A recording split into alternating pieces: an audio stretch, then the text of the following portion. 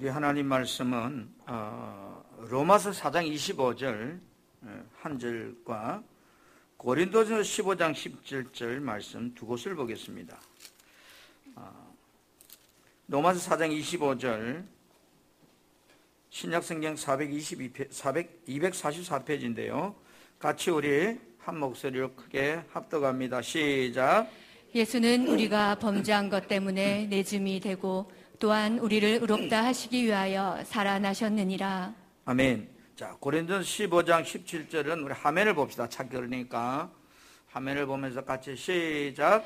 그리스도께서 다시 살아나신 일이 없으면 너희의 믿음도 헛되고 너희가 여전히 죄 가운데 있을 것이요. 아멘.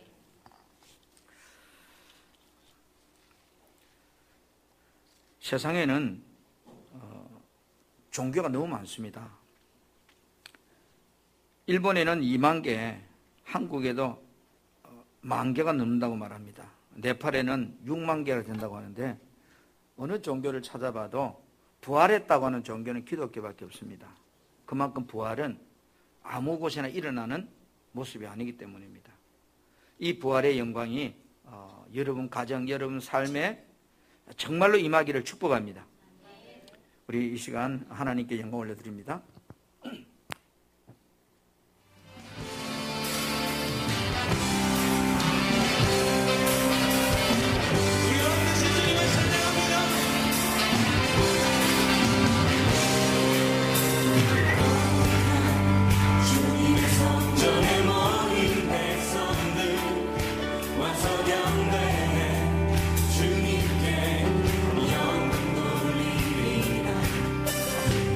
주님의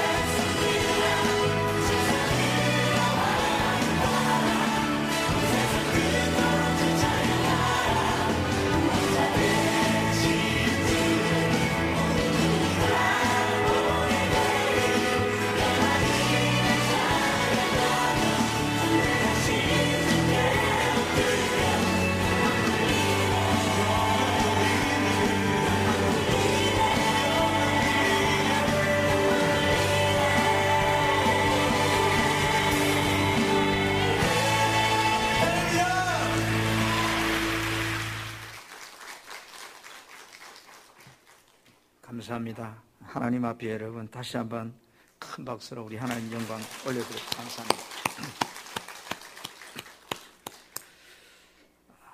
한번 따라합시다. 부활로 증명된 복음. 복음이라는 것이 뭔가요? 좋은 것, 그죠? 좋은 소식, 이런 게 복음입니다.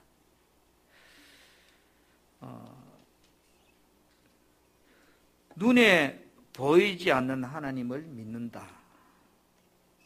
어떻게 생각하는가요? 가보지 않은 천국과 지옥을 믿는다는 것. 우리가 살면서 내가 가지고 있는 지식이나 어떤 신념으로는 어느 시점에 가면 한계에 부딪힙니다. 예수님과 함께 3년 동안 복음을 듣고 훈련받았던 제자들도 분명히 예수님께서 내가 죽고 3일 만에 다시 살아날 거라고 이야기를 했으나 막상 예수님이 십자가에 달려 죽으시자 그들은 절망합니다. 그리고 이제 다시 제자로 부르기 전의 모습으로 삶으로 돌아갑니다. 왜 그럴까? 인간의 지식과 경험으로는 죽은 사람이 살아날 수가 없기 때문입니다. 사람들이 가진 지식이나 신념은 어떤 환경을 만나면 다 순식간에 이렇게 무너지고 맙니다. 또 어떤 사람은 어떤 강력한 충격을 받으면 전혀 다른 새로운 사람으로 가치관이 일순간에 바뀌어버립니다. 2000년 전 사건, 예수님의 죽으심과 부활 사건은 당시에도 그렇고 오늘날도 그렇고 어떤 사람에게는 엄청난 실망을 갖다 줬고 어떤 사람은 새로운 소망의 충격을 갖다 준 사건입니다. 오늘 우리가 부활절을 맞는 저와 여러분은 예수님의 부활 사건이 여러분의 인생에 실망을 갖다 준 사건인가? 아니면 내 인생의 전환점을 만드는 충격적인 새로운 사건인가? 어느 쪽에 내 믿음이 있는가를 한번 우리는 볼 수 있기를 바랍니다. 예수를 믿어도 왜 사람들이 변하지 않을까? 저 사람은 예수 믿는다고 하면서 왜 저 사람은 늘 저렇게 자존심이 강하고 이기심이 강하고 그렇게 살까? 우리는 분명히 예수를 믿어요. 그런데 사람들의 관계에서, 직장에서, 이웃들의 관계에서 또는 교회 안에서 십자가의 사랑이 정말로 끝이 없어야 되는데 우리는 한계를 느낄 때가 너무 많아요. 그래서 때로는 이래 생각해요. 나의 믿음은 여기까지야. 나의 인내는 여기까지야. 그러면서 이제 포기하고 싶어질 때가 찾아옵니다. 우리들이 예수님을 믿는데 왜 우리 예수 믿는 내 삶이 때로는 공허하고 때로는 막 좌절이 밀려오고 낙심이 생기고 두려움이 생기고 그럴까? 근데 성경을 보니까 제자들도 그랬더라고요. 똑같이 우리와 그랬더라고요. 그러다 결정적인 어떤 시험이 오면 하나님도 안 믿어지고 예수님도 안 믿어지니까 뭐 인생이 공허해지는 거예요.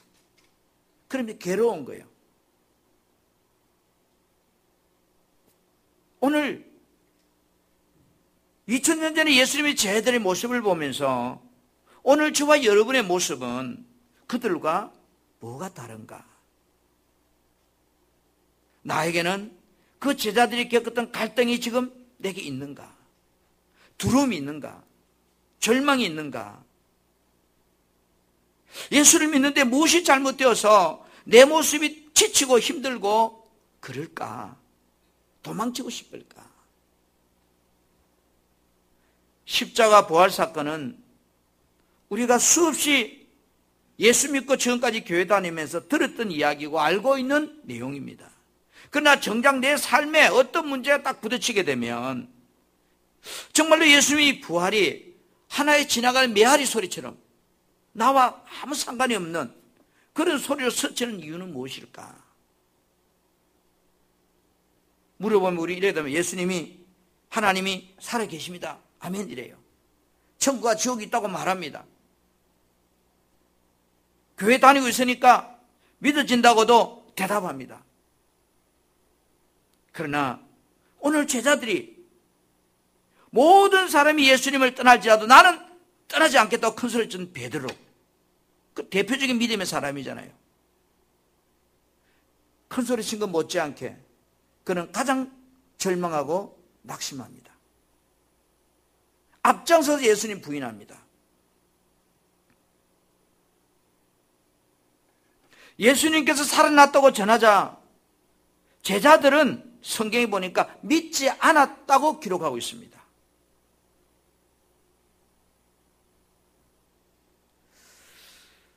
사람이 바뀌는 것은 참 간단한 것 같아요. 그래 복잡하지 않는 것 같아요. 연구해가 바뀌는 것도 아니고 뭐를 막 노력을 해가 바뀌는 것도 아니고 예수님이 부활이 믿어지면 순식간에 바뀌어버렸어요. 설명이 안 돼요. 죽은 자가 살아난다는 것도 설명이 안 되지만 예수님이 부활이 믿어지는 순간 인생이 확 바뀌는 것도 설명이 안 돼요. 예수님이 부활이 믿어지니까 내 인생의 주인이 나에게서 예수님으로 바뀌어버렸어요. 사람이 변화되는 놀라운 사건이 사도행전 1장 2장의 사건이에요. 그리고 사도행전의 역사들이에요. 어떻게 사도행전에 등장한 초대교회 성도들은 사람이 그렇게 일순간에 바뀔 수 있을까? 3년 동안 훈련받아도 안 되던 사람들이, 예수님이 십자가에 죽자 도망치던 사람들이 어떻게 담대하게 그 복음을 전하고 그것도 모자라서 기꺼이 복음 전하다가 순교하고 죽을 수 있을까? 죽음이 무서워서 도망갔던 그들이 죽음을 두려워하지 않고 살 수 있는 사람이 되었을까? 무엇이 저 인생을 저렇게 바꿔놨을까? 예수님의 11명의 제자 중에 요한계시록을 썼던 요한을 제하고 다 순교했습니다. 요한도 사실 밤모습에 순교한 것 마찬가지죠. 자기의 소중한 재물을, 자기의 재산들을 어려운 사람들에게 아낌없이 나눠주고 공동체 생활을 했던 초대교회 성도들을 그렇게 변화시킨 삶의 힘은 도대체 어디에서 나온 힘일까? 성경은 딱 한마디로 정리하고 있습니다. 저들이 성령 받고라고 기록하고 있습니다. 단순합니다. 우리는 성령이 이해가 안 될 수 있습니다. 그런데 성경은 사람이 변화되는 것은 성령으로만 가능함을 딱 단순하게 말하고 있습니다. 경험해 보지 아니하면 설명할 수 없는 것이 성령의 역사입니다.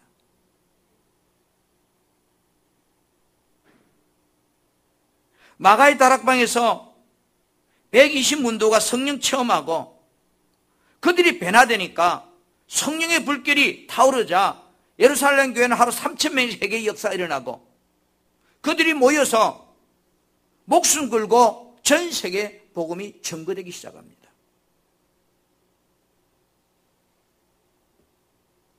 저들은 성령을 체험한 후에 비로소 예수가 하나님이란 사실이 믿어진 겁니다. 예수님의 십자가에 죽으시고 부활하심으로 죽음을 이기고 부활하신 이 오늘 부활 사건 따라합시다. 예수님이 하나님이심을 말해줍니다.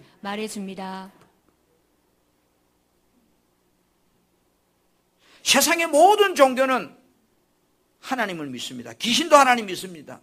무당도 하나님 믿습니다. 절의 중도 하나님 믿습니다. 그러나 그들은 예수는 믿지 않습니다. 이방신들은 하나님이라고 표현해가지고 하느님, 다신론적으로 하나님을 접근하지만 이 세상 모든 피조물들은 하나님을 인정합니다. 그러나 중요한 것은 그 하나님이 누구냐는 거예요. 그 하나님이 바로 사람의 몸을 입고 오신 예수라고 하는 사실입니다. 여기 와서는 다 달라져 버립니다. 오늘 우리도 마찬가지입니다. 예수가 하나님이라는 사실이 믿어지지 않는다면 우리도 세상의 하나의 불교 신자처럼 무신론자처럼 동일한 신앙이 될 뿐입니다. 예수님이 하나님의 사실은 모든 사람에게 믿을 만한 확실한 증거로 주신 사건이 바로 이 부활 사건입니다. 예수가 하나님이심을 우리에게 믿을 수 있도록 한 사건, 오늘 이 부활 사건이 우리에게 말해주고 있는 역사입니다. 여러분 사도행전 17장 30절에서 31절 말씀을 같이 함께 합독하겠습니다. 현대인 성경입니다. 시작. 알지 못하던 시대에는 하나님이 그대로 내버려 두셨지만 이제는 각처에 있는 모든 사람에게 회개하라고 명령하십니다. 이것은 하나님이 정해놓은 사람을 통해 세상을 정의로 심판할 날을 정하시고 그분을 죽은 사람들 가운데서 다시 살리셔서 모든 사람에게 믿을 만한 증거를 주셨기 때문입니다. 아멘. 이것은 하나님이 정해놓은 사람, 그분이 누군가요? 예수. 하나님이 정해놓은 사람을 통해서 세상을 정의로 심판하는 날을 정하시고, 다시 말하면 그분이 심판의 주님으로 오시는 겁니다. 하나님이 정한 그 사람. 이게 사람이라 했습니다. 그리고 그분을 하나님이 정해놓은 그 사람을 죽은 사람들 가운데서, 분명히 사람입니다. 사람들 가운데서 다시 살려서서 모든 사람에게 믿을 만한 증거를 주셨기 때문이다. 이 예수님의 부활 사건입니다. 예수는 사람으로 죽으셨고 사람으로 다시 살아나셨습니다. 역사가 말하는 예수님은 BC 4년경 유대 땅 베들레헴에서 요셉과 마리아의 아들로 태어난 사람입니다. 실존적인 역사 인물입니다. 그래서 사대 성인 중에 한 사람이라고 역사는 말합니다. 사람의 아들로 온 이 예수님을 어떻게 우리들이 천지 만물을 창조하신 하나님이라고 믿으라고 하느냐 거죠. 하나님은 하나님이지 어떻게 예수가 하나님 될 수 있느냐고요. 말도 안 되는 말이죠.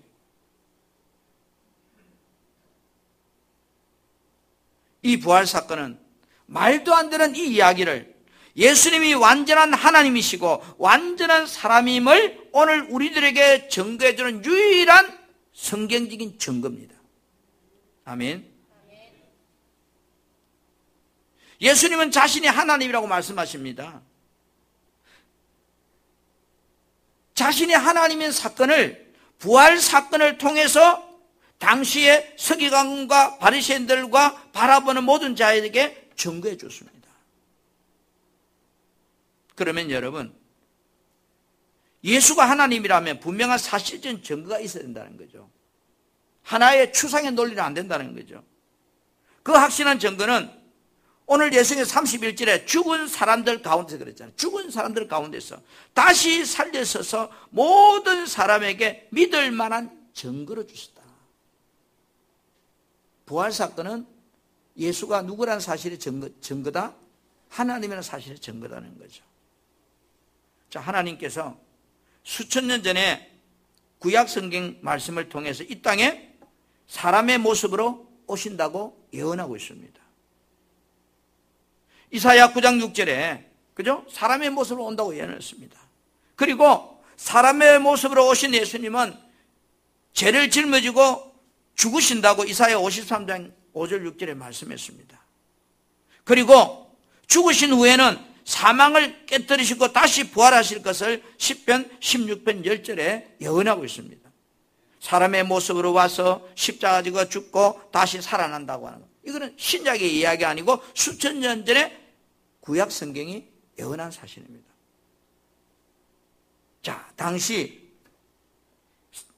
사회 지도자였던 서기관들, 바리새인들, 율법주의자들이 예수님께 찾아왔습니다.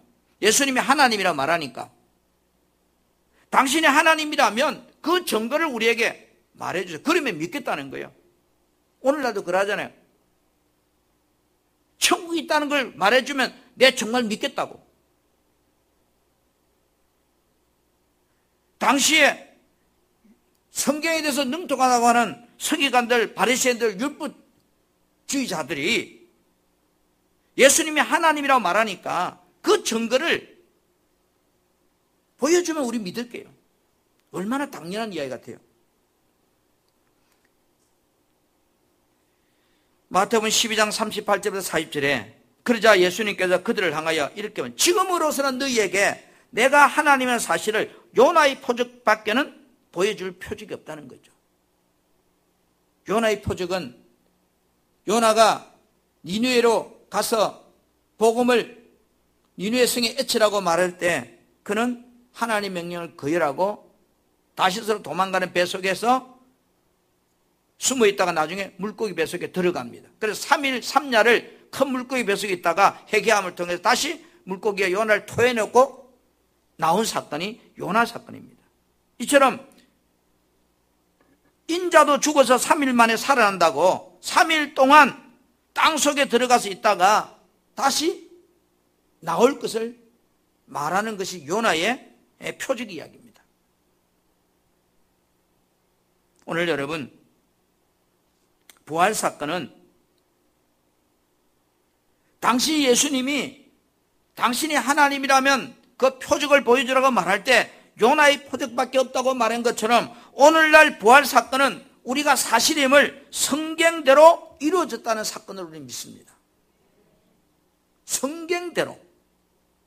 여러분 고린도전서 15장 3절 4절 말씀을 같이 보겠습니다. 내가 시작. 내가 받은 것을 먼저 너희에게 전하였노니 이는 성경대로 그리스도께서 우리 죄를 위하여 죽으시고 장사 지낸 바 되셨다가 성경대로 사흘 만에 다시 살아나사. 예수님은 자기 마음대로 살아난 것이 아니에요. 성경대로 죽으셨고 성경대로 살아났습니다. 이 성경대로라는 말은 하나님께서 말씀하신 그 약속대로 이런 겁니다. 구약 성경에 예언했던 그 말씀 그대로 이루입니다. 예수님께서 이 땅에 계시는 동안 공생의 3년 동안 늘 애썼던 단어가 있습니다. 자신이 하나님이라는 거예요. 그리고 나는 많은 사람의 대속물로 왔다는 거예요.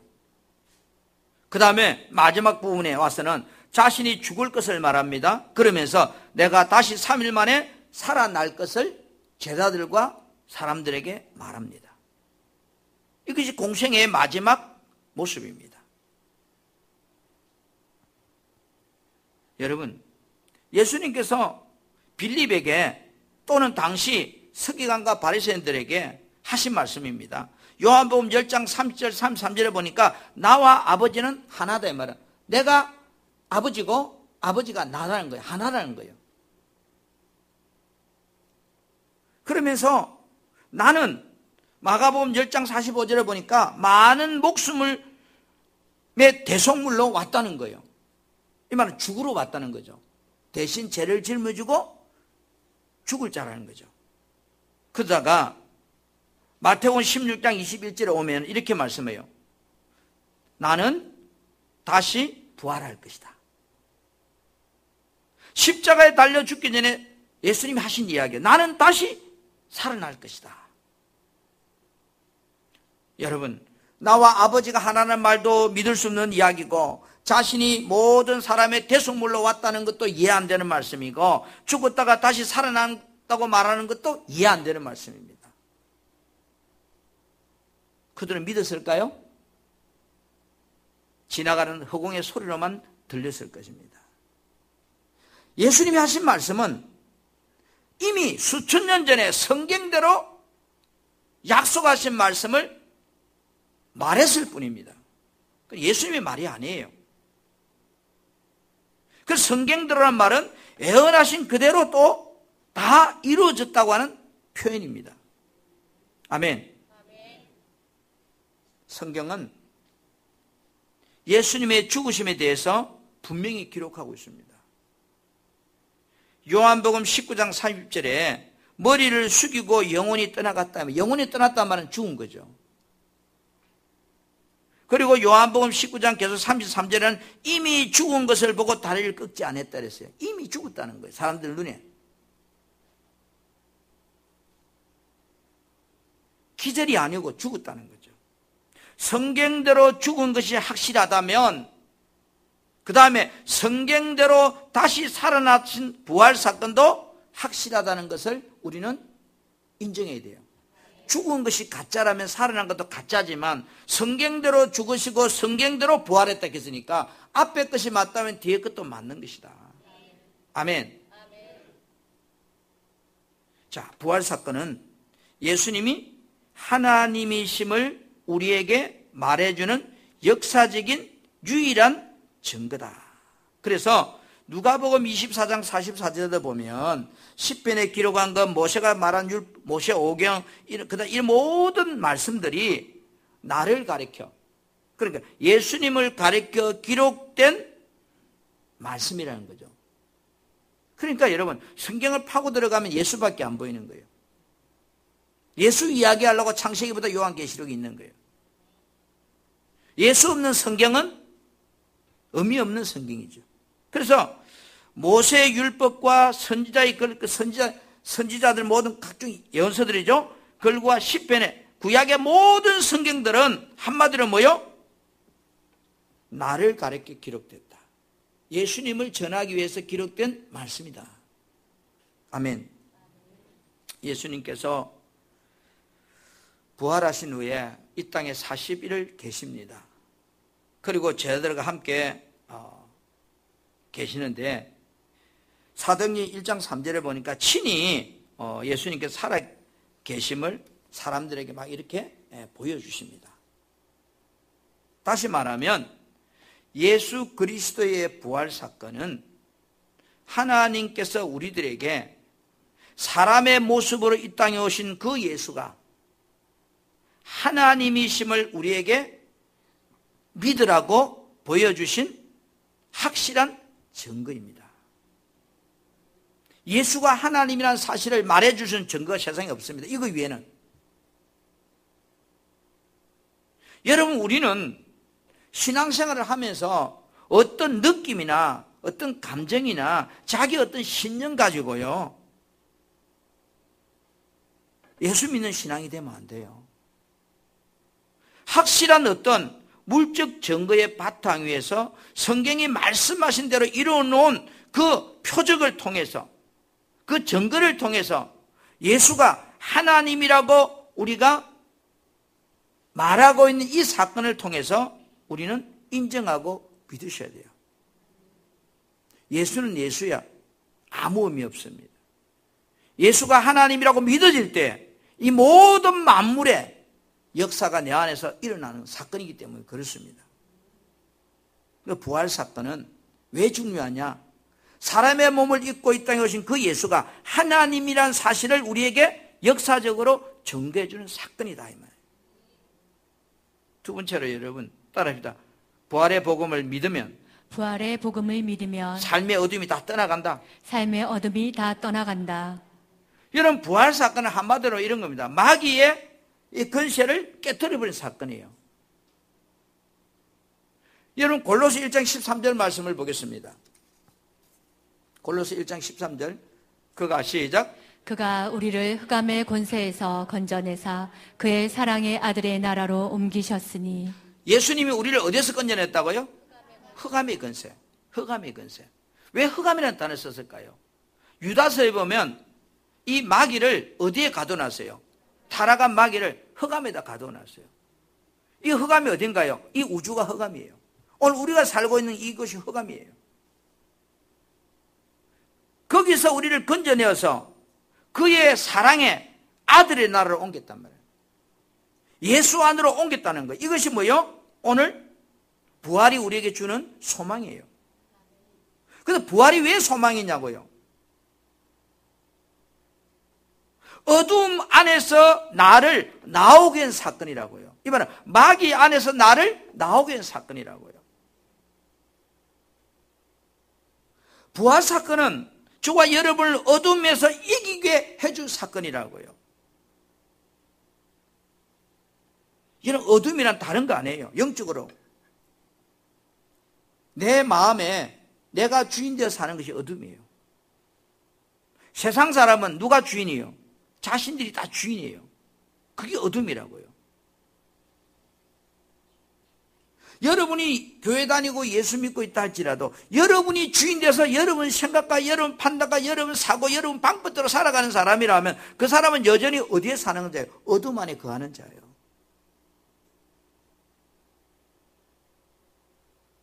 로마서 1장 28절에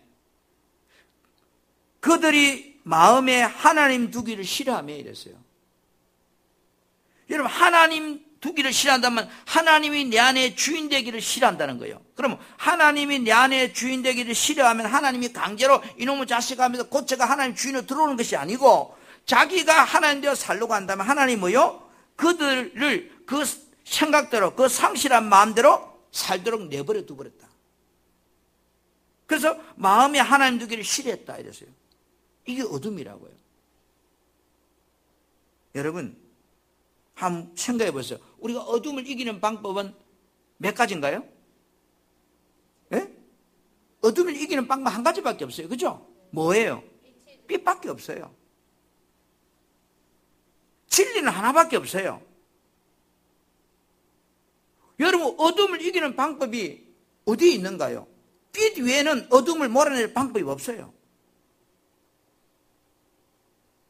내 안에 빛이 들어오면 어둠은 떠나가는 거예요. 여러분 안에 어둠이 아무리 많이 있을지라도 빛이신 예수가 내 안에 역사하면 그 어둠은 힘을 못 쓰고 나가게 되어 있는 거예요. 아멘.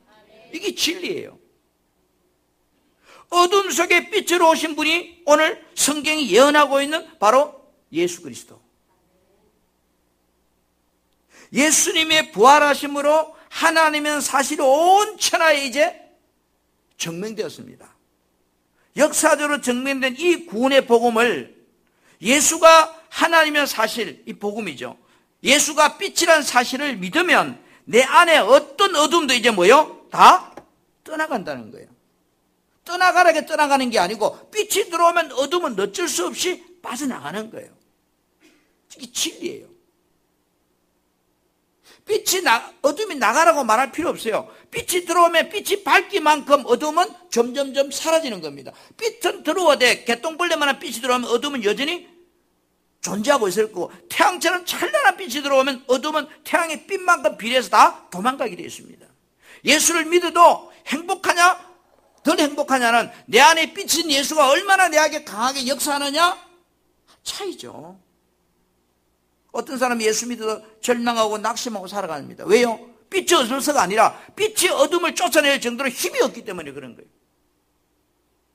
여러분 안에 있는 예수가 여러분 안에 있는 어둠을 물리칠 정도로 강력한 빛이 되지 못하니까 믿어지지 않으니까 여전히 내가 예수를 믿지만 내 안에 어둠이 나를 붙들고 절망케 하고 낙심케 하고 실망케 하고 무엇을 먹을까 무엇을 마실까 걱정하게 하고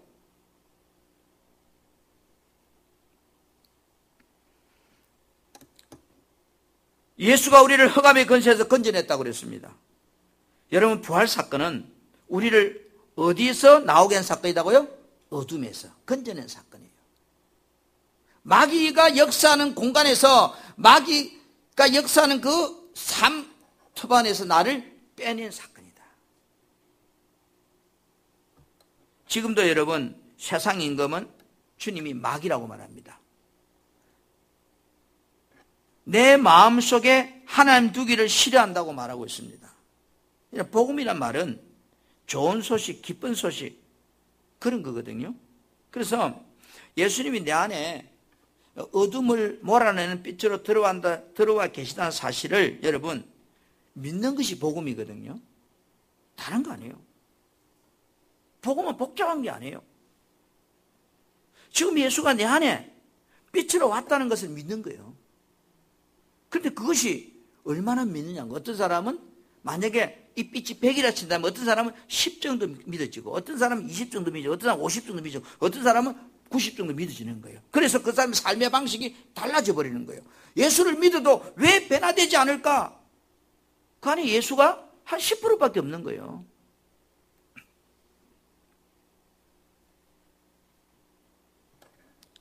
제가 홍삼을 먹으면서 많은 진리를 깨달았습니다. 홍삼 한 포에 25,000원짜리도 있고 한 박스에 45,000원짜리도 있고 7만원짜리도 있고 12만원짜리도 있고 24만원짜리도 있고 그래요. 그리고 다 홍삼이요. 근데 보면 진노사이드라고 하는 홍삼 진액이 몇 푼이냐에 따라서 포장지는 크기는 70ml라도 안에 뼈 안에 눈물맞이 들은 홍삼이 있고 봉지는 조그만 해도 홍삼 원액이 가득 들은 게 있습니다. 그렇죠. 그 안에 뭐가 차 있다고요? 싸구리는 보면 당기, 숙황, 막 구질구질한 게 차 들어있고 홍삼 찌꺼기는 뼈 안에 눈물맞이 들어있어요. 그것도 홍삼이에요. 포장지는 똑같이 홍삼이라고 적어놨어요. 그렇죠? 오늘 우리가 살아가면서 그래요. 저 사람 교회 다니면 예수 믿는다고 말해요. 홍삼이 홍삼. 근데 그 안에 뭐요? 홍삼에 이력이 없는 잡탕만 들어있는 홍삼이에요. 그럼 먹어도 별로 마음에 맹탕 먹는 수준밖에 안 되죠. 별로 건강에 도움이 안 되잖아요. 그 누가 물으면 뭐 먹었다 그래요? 홍삼 먹었다 그래요. 홍삼 먹은 걸 맞잖아요. 누가 물으면 저 사람 교회 다닌다 그래요. 누가 물으면 저 사람 집사라고 그래요. 누가 물으면 저 사람 근사님이라고 그래요. 장로님이라고 그래요. 근데 왜 변화되지 않을까? 홍삼 진액이 비유를 한다면 너무 없는 거예요. 예수가 내 안에 들어와서 빛으로 역사함이 없는 거예요. 그러니까 여전히 뭐요? 내 삶은 어둠에 매여 사는 거예요. 변화가 일어나지 않는 거예요. 예수님이 내 안에 어둠을 몰아내는 빛으로 들어와 계신다는 사실을 믿는 것이 복음이에요. 그래서 나의 죄를 위해서 십자가에 죽으시고 부활하신 예수님이 내 주인 된 것이 복음이고, 아멘. 예수님께 십자가 죽으시고 부활하시면 내 모든 죄가 다 깨끗하게 사함받았다고 하는 것이 복음이에요. 아멘. 그래서 여러분, 이 몇 가지 성경 구절은 굉장히 중요한 거예요. 로마서 4장 오늘 25절에 본문에 뭐래요? 예수는 우리가 범죄한 것 때문에, 그죠? 내어줌이 되고 십자가의 제물이 되고, 또한 우리를 어렵다, 나의 죄가 없다 하기 위해서 살아났었느니라. 그러니까 예수님이 살아난 것이 어떤 의미를 우리에게 주냐는 거죠. 이제 내 죄 문제가 다 해결받았다고 하는 의미를 내포하고 있는 거예요. 아멘. 에베소 1장 7절은 또 이렇게 말씀합니다. 우리는 그리스도 안에서 그의 은혜의 풍성함을 따라 그의 피로 말미암아 속량, 죄가 속해졌다는 거죠. 곧 제사함 받았다는 거예요. 자, 여러분 보세요. 여러분, 이제는 예수님께서 십자가에 죽으시고 부활하셔서 뭐라 그런가 하면 나의 주가 되었다는 거예요. 제가 앞에 그랬잖아요. 어둠이 뭐냐? 내 마음에 하나님 두기 싫어하는 것이 어둠이라고 그랬어요. 복음이 뭐냐? 예수님이 내 안에 주인 된 것이 복음이에요. 자, 로마서 14장 9절 말씀을 같이 보겠습니다. 시작. 이를 위하여 그리스도께서 죽었다가 다시 살아나셨으니 곧 죽은 자와 산 자의 주가 되려 하심이라. 왜 살아났다고요? 죽은 자나 산 자나 주인 되시려고, 내 안에 주인 되시려고. 여러분, 우리가 교회 다녀도 내 안에 어둠이 있는, 예수가 주인이 아닌 사람은 여전히 뭐예요?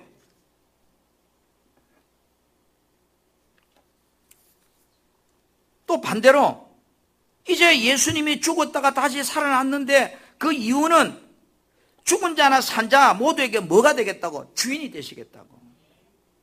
이게 부활의 의미예요. 예수님께서 부활하심으로 나의 모든 죄뿐 아니라 아주 예수 믿지 않는 모든 사람들의 죄까지 다 사해졌다는 거예요. 단지 이 사실을 안 믿기 때문에 지옥 가는 거죠. 만약에 부활이 거짓이라면 여러분, 우리의 원죄는 그대로 있는 거예요. 내 죄가 그대로 있다는 이야기는 내가 죽으면 어디 간다는 이야기예요. 죄의 사는 사망이기 때문에 지옥 간다는 이야기예요. 우리의 죄가 그대로 있다면 우리는 소망이 없는 자들이에요. 인생 헛살다가 가는 거예요. 예수님의 부활 사건은 우리의 모든 죄가 다 사하여 주셨다고 하는 유일한 증거가 오늘 이 부활 사건이에요. 부활은 굉장히 중요해요. 여러분 인생에 최고로 중요한 날이 언젠가요? 내가 태어난 날. 그렇잖아요? 영적으로 내게 가장 중요한 날은 언젠가요? 내가 태어난 날이에요. 죄사함 받고. 영적으로 내가 태어난 날, 다시 한번 그걸 증거하는 게 부활 사건이란 말이에요. 그래서 고린도전서 15장 17절에 다시 우리 같이 말씀을 합독하겠습니다. 17절 시작. 그리스도께서 다시 살아나신 일이 없으면 너희의 믿음도 헛되고 너희가 여전히 죄 가운데 있을 것이요. 부활 사건이 없다면 지금 우리가 믿고 있는 천국과 지옥에 대한 이야기도 나이가 가지고 있는 믿음도 다 뭐요? 헛것이다. 헛수고하고 있다. 그러면서 왜 헛수고냐고요? 죄 문제 해결 안 되기 때문이에요. 죄 문제 해결 안 되면 뭐예요? 지옥 간다는 거죠. 부활 사건이 왜 복음이냐고요? 나의 죄를 위해서 십자가에 죽으시고 부활하신 예수님이 이제 뭐요? 내 안에 뭐로 오셨다는 거예요? 주인으로 오셨다는 거예요. 주인. 그래서 이것이 가장 기쁜 소식이라는 거예요. 그래서 복음이라는 거예요.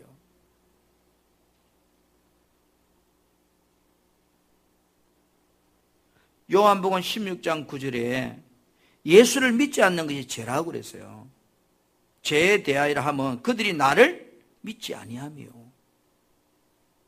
그래서 모든 죄를 다 사해 놨으나 그들이 예수를 믿지 않기 때문에 그들은 지옥 가는 거예요. 예수님을 나의 주인으로 인정하지 않는 것이 죄입니다. 여러분, 우리는 한번 이 부활주일날 나를 한번 보시길 바랍니다. 나는 어떻게 살고 있는가?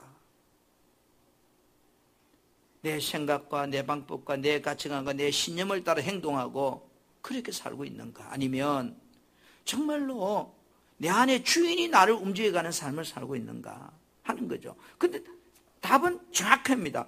내 안에 주인이 움직여가는 삶을 살려고 하면 내가 어느 상태에 있어야 되는 거예요? 성령 충만한 상태에 있어야 되는 겁니다. 여러분들이 교회 다녀도 성령 충만한 상태에 있지 않다면 여러분이 주인 되어 살아가고 있는 모습들입니다. 그래서 성령 충만은 중요한 겁니다. 초대교회 성도들이 왜 도망갔을까요? 그들이 주인이었기 때문이에요. 그러나 그들이 성령 충만 받고 나니까 그들의 주인이 그들이 아니고 예수가 성령이 주인 되니까 인생의 가치관과 삶과 방식이 다 달라져 버렸습니다. 그래서 나를 바꿀 수 있는 힘은 내가 아니에요. 그걸 갖다가 우리가 복음의 능력이라고 말해요. 예수님은 나의 주인으로 인정하지 않는 것이 죄라면 복음의 능력은 예수님을 주인으로 영접하는 것이 복음의 능력이에요. 그런데 복음의 능력이 어떤 능력가 있는가? 우리가 이 땅에 사는 동안 모든 것을 넉넉하게 이기고 남을 수 있는 힘을 가지고 있습니다. 이게 복음이에요. 아멘. 자, 로마서 8장 35절에 37절 말씀을 제가 봅니다. 누가 우리를 그리스도 사랑에서 끊으리요? 환난이나 공고나 박해나 기근이나 적신이나 위험이나 칼이라? 이 말은 우리를 그리스도 사랑에 끊을 수 있는 건 세상에 아무것도 없다는 그런 뜻이죠. 어떤 것까지 못 끊는다는 거죠? 기록된 바는 성경 이야기입니다. 우리가 종일 주를 위하여 죽임을 당하게 되며 도살당할 양같이 여김을 받았나이다 함과 같으리니. 37절에 그러나 이 모든 일에 마치 우리가 죽임을 당하고 도살에 끌려가는 양같이 그렇게 취급받고 살지라도 이 모든 그런 일 앞에서 우리가 이길 수 있는 것은 우리를 사랑하시는 그분의 사랑으로 인해서 우리가 뭐요? 그 모든 환경에서 뭐 한다고? 넉넉히 이기되 충분하게 여유 있게 이긴다 이런 뜻이에요. 이게 십자가의 사랑이에요. 이게 부활의 능력이에요. 그래서 로마서 10장 9절에 이 구원을 이야기할 때도 굉장히 중요한 의미를 가집니다. 내가 만일 내 입으로 예수를 주로 시인하면, 이 말은 예수가 내 주인입니다 인정하면 구원이 아니라 거기에서 플러스 하나님께서 그를 죽은 자 가운데서, 이 그는 예수, 사람으로 오신 예수, 하나님께서 사람으로 오신 예수를 죽은 자 가운데서 다시 살리신 것을 믿어야 됩니다. 이게 믿어져야 됩니다. 내가 주님을 주인으로 인정하는 것은 쉬울지 모르지만 인간의 몸을 입고 이 땅에 오신 그 인간 예수가 하나님이란 사실을 믿는 것은 내 지식과 경험으로 되는 그 문제가 아닙니다. 뭐로만 가능한가요? 성령 안에서만 가능합니다. 제자들을 통해서 그것을 증거해 주고 있습니다. 예수님이 죽으시다 그들은 다 떠나갔습니다. 그러나 마가의 다락방에서 성령 충만을 받고 나니까 그 예수가 하나님으로 믿어지기 시작하니까 인생의 가치관과 삶이 바뀌기 시작합니다. 오늘날 여러분 인생이 변화되기를 원하십니까? 내 인생이 새로워지기를 원하십니까? 내 힘으로 되는 게 아니에요. 성령이 여러분 안에 역사할 때 가능합니다.